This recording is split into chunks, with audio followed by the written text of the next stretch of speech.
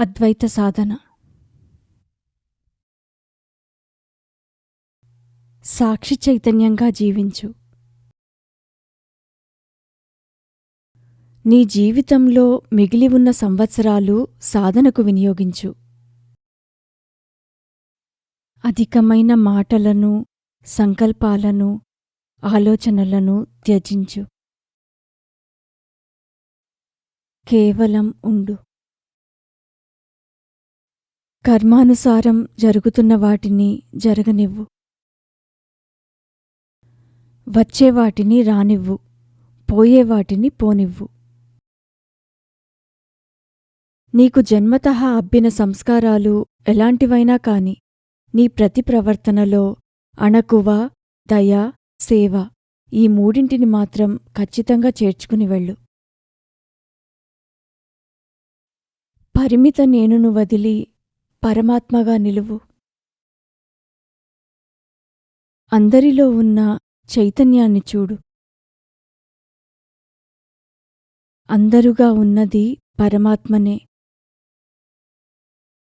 ప్రేమించు, దయచూపు, సేవించు, కాని ఏమీ ఆశించకు. నీ రోజువారీ ఇష్టాలను, భయాలను త్యజించు. పరిమితత్వాన్ని వదిలి సార్వత్రికమయ్యుండు. నేను ఏం చేస్తున్నాను అనేదానికన్నా కూడా నేను ఏదై ఉన్నానో అనేది ముఖ్యం. మనసై ఉన్నానా లేక ఆత్మై ఉన్నానా అని నిత్యం పరిశీలించుకో. మనసై ఉంటే ఆలోచనలతో, ప్రణాళికలతో, ఆశలతో, భయాలతో ఉంటావు. ఆత్మై ఉంటే సంపూర్ణ శరణాగతిలో జీవితాన్ని స్వాగతిస్తావు. నీకు కావలసిన దానికోసం కష్టపడతావు, కాని ఆ మొత్తం అనుభవాన్ని నిర్లిప్తతతో చూస్తావు. యథాప్రాప్త దృష్టిని అవలంబించు. మనసును వదిలిపెట్టు. అది ఓ అక్కర్లేని బంధువనుకో. మెలకువలో కనిపిస్తున్న ఈ జగత్తు అసత్యం, ఇంకా తాత్కాలికం. ఎండమావిలో నీరు ఎలా కనిపిస్తుందో అలాగే లేని జగత్తు ఉన్నట్టుగా కనిపిస్తుంది. నీవే చైతన్యము. చైతన్యం నుండే సర్వజగత్తు ప్రక్షేపించబడుతోంది. అంతా నీలోనే ఉంది. భోజనం చేయకముందు అన్నం నీకంటే వేరుగా కనిపిస్తుంది. భోజనం చేశాక అది నీలో భాగమై ఉంది. అలానే నీవు వ్యక్తిగా ఉన్నంతవరకు ప్రపంచం నీకంటే వేరుగా కనిపిస్తుంది. నీవు చైతన్యంగా ఉన్నప్పుడు ప్రపంచం నీలో కనిపిస్తుంది. నీ కలలో కనిపించే మనుషులు, ప్రపంచం నీకంటే వేరుగా ఉండవుగా. అలానే ఈ మెలకువ ప్రపంచం చైతన్యమైన నీకంటే వేరుగా లేదు.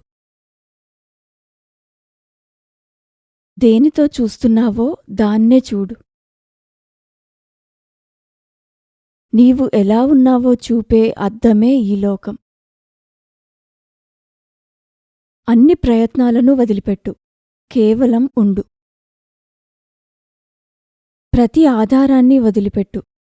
గుడ్డిగా ఉన్నాను అనే భావనను పట్టుకుని ఉండు. మిగిలిన అన్నిటినీ తుడిచేసేయ్. ఎలా తుడిచేయాలి? వేటిమీద దృష్టి పెట్టకు. విషయాలను రానివ్వు, పోనివ్వు. సాధనలో నేను ఏం చేయాలి?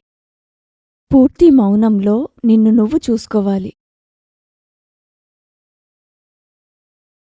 మనసు అలజడిగా ఉన్నప్పుడు దాన్ని ఎలా దాటగలను? నీ మనసును అనాసక్తితో చూడు. దాన్ని శాంతపరచడానికి ఇది సరిపోతుంది. మనసు ప్రశాంతత చెందినప్పుడు దాన్ని దాటి మౌనరూపమైన ఆత్మలోకి వెళ్ళగలవు. నీ దృష్టిని నీ వైపుకు తీసుకురా. మోక్షానికి వైరాగ్యం ఓ కీలకమైన అంశం. రాగద్వేషాలను జయించకుండా సుఖదుఖాల పట్ల నిర్లిప్తత సాధించకుండా వైరాగ్యాన్ని అభ్యసించడం ప్రమాదకరం. భావించడం, ఆలోచించడం వంటివి మనసు యొక్క అలవాట్లు. ఈ పాత అలవాట్లను ప్రతిఘటించు. బాధను దాటిపోవాలి అనుకోకు. బాధను భరించే శక్తిని సంపాదించు. అబద్ధాన్ని అబద్ధంగా చూడడమే ధ్యానం. అశాశ్వతమైనవి అబద్ధం. నిన్ను నువ్వు చూసేవాడివై ఉండు. నీలో నిశ్చలంగా చూస్తున్నవాడే ఆత్మస్వరూపుడు. దృష్టి మారితే ప్రవర్తన మారుతుంది. ఆత్మదృష్టి కలిగుండు. అప్పుడు పరమాత్మగా వ్యవహరించగలవు.